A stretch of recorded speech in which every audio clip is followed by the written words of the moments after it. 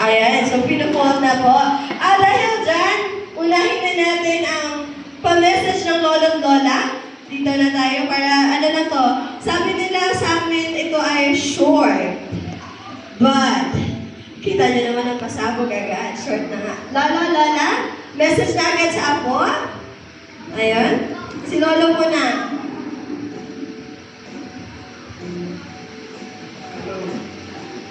Para kailan lang ngayong ginata na.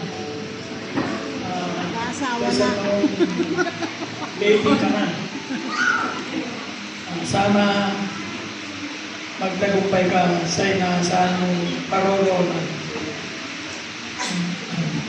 Happy birthday. Ay, sa bata. Paulit. Wala ka pa eh. Take two. Sinabi take two.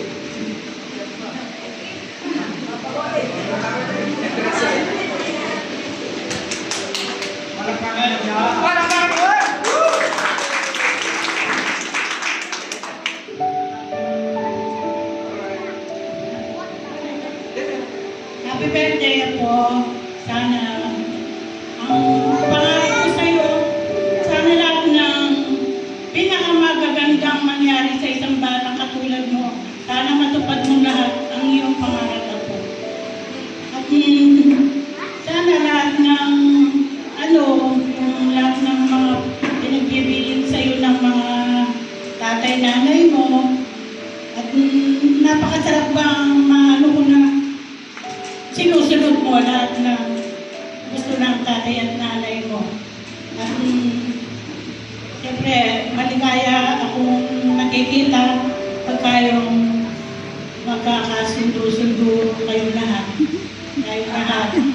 At happy birthday. Sana madami pang magdaan na birthday. At happy birthday.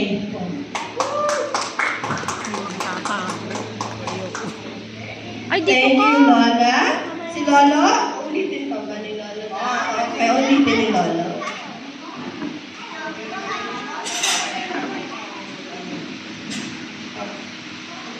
Bago lahat ay yung po ng magpasalamat ako sa inyo.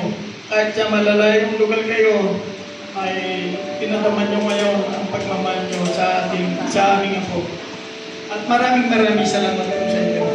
Sana huwag po kayo magsawa. Happy birthday, Dave. Parang kailan lang, ngayong 17 ka na. Sa susunod, 18 ka na. Binata, ano? At sana marating mo ang yung gustong harapin na maging kung ano man ang gusto mo maging. At sana huwag kang makalimot sa ating Panginoon. Huwag mo siyang kalimutan para huwag kang pabayaan sa mga gustuin mo. Happy birthday, Lolo. Inuulit ko po ang maraming pasasalamat sa inyo. Sa inyong pagdating. Maraming salamat po.